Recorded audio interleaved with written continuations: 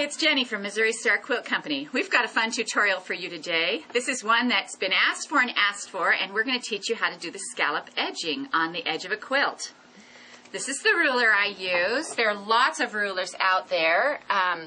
They're all probably fine. This is just the one I use. We have it available here in the shop. It's from Quilt in a Day. And what I like about it is that it can help you do vines, the wavy border, or the scallops. So it's 3 different uses. Okay, the first thing we're going to do is measure our quilt. We have this darling little quilt. This is made with 3 charm packs from Rural Jardin. And I hope I said that right. I'm not French, you know. But this is an adorable quilt. We have a small border on it, and we're going to scallop the edges. So when you open up this ruler, you get a little book inside.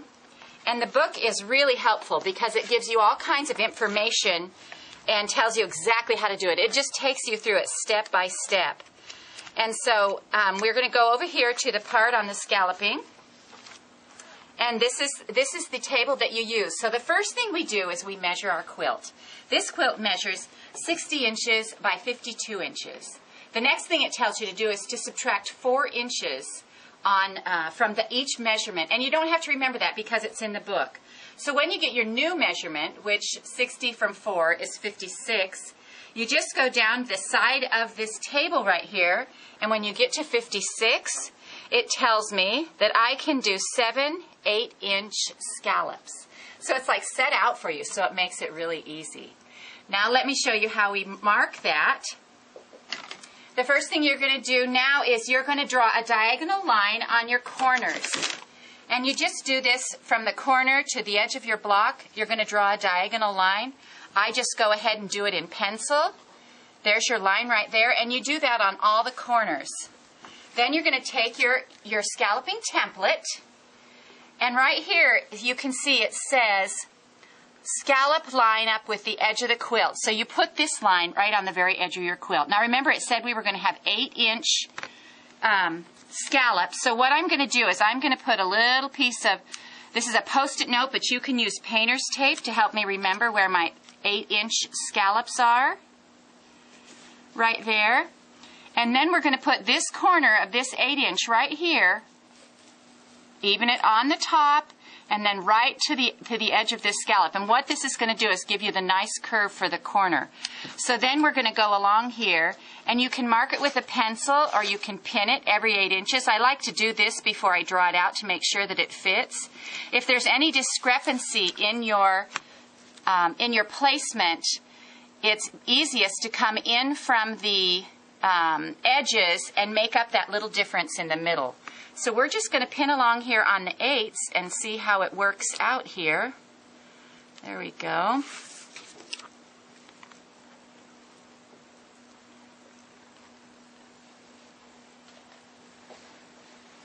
All right, so there's another one. I'm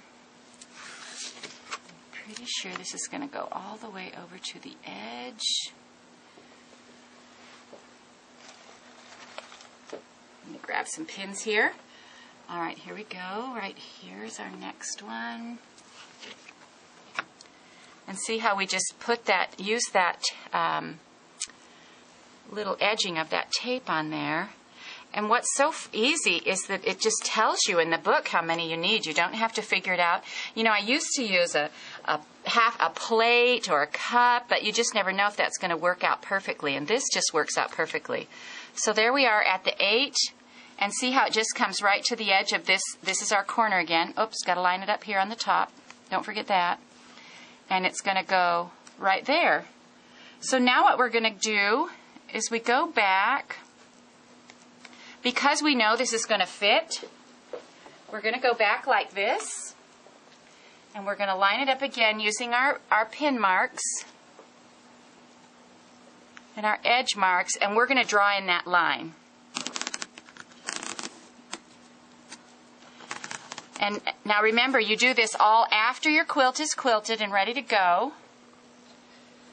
And then we're going to draw this all along here and see how that scallop is taking place now.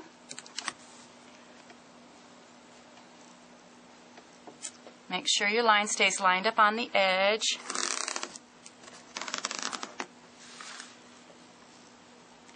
And this is the only, or one of the few edges that you actually really need bias binding for, because when it goes around a curve, you want that bias so that it can bend and it doesn't have the folds in it. It'll just lay really easily.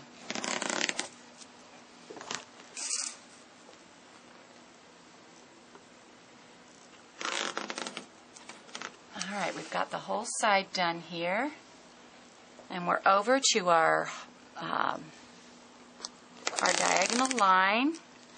And then we're going to come around this corner, and we're still keeping our line even with the top. We're going to come around the corner, and we're going to line it up with this. I'm going to take that off right here. See where this line is? We move this so that the 8-inch is right there matched with that line. Pull this up. There we go. You just got to get those lines right. You want a nice corner. And then you can draw it in. And then now before you want to go down this line, you want to do the same thing and mark your 8 inches all the way along here. For the use of this, we're going to go ahead and trim this out and show you how that looks. So hang on. So I just finished all the tracing, and as you noticed, I used a regular number 2 charcoal pencil. Not generally the best thing to use on your fabric, but it shows up well for the camera. But I wanted to show you some of the things we have available at this shop. We've got some great marking pencils. This is one of those fun ones that you can carry that has the different leads and these kind of things. These are generally better. They wash out very well and very quickly, but we need it to show up for the camera. So now we're going to trim it out.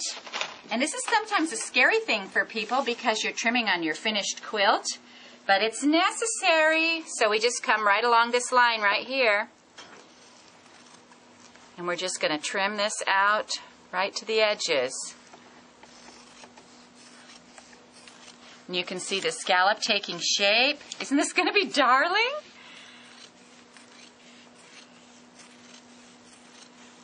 Once you know the size of those scallops, you can just go ahead and mark all the way around.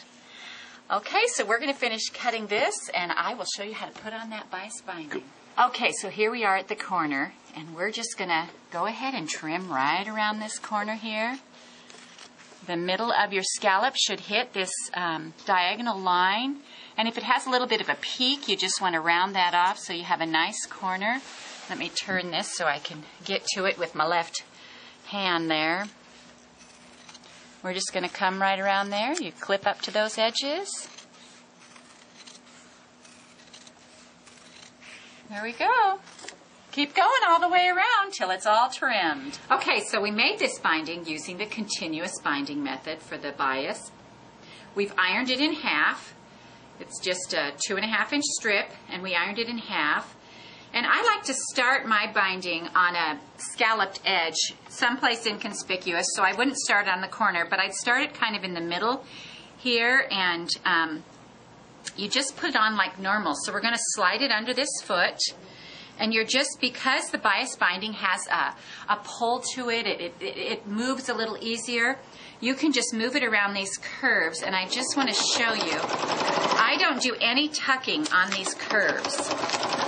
What I do is I get down here, I kind of let my needle be in the down position, I lift up my foot, and I'm going to turn the whole quilt and then just pull that bias around it. So I don't do any tucking or anything like that. We're going to go around this corner, and I'll show you that little tuck again.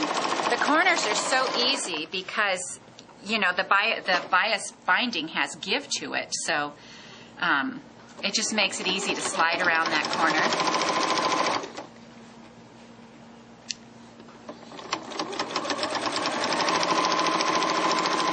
Here we go. Now we're coming to one of those little dips again. And I'll show you how we do that. And I even have a little seam right there, so you get to see it at its worst, which isn't bad at all. So we go right to where it dips in. You're going to leave your needle down. I'm going to turn my quilt, and then I'm just going to pull this bias right on around. So there's no stopping and turning or making a corner. We're just going to keep going around, and we just we just pull it through.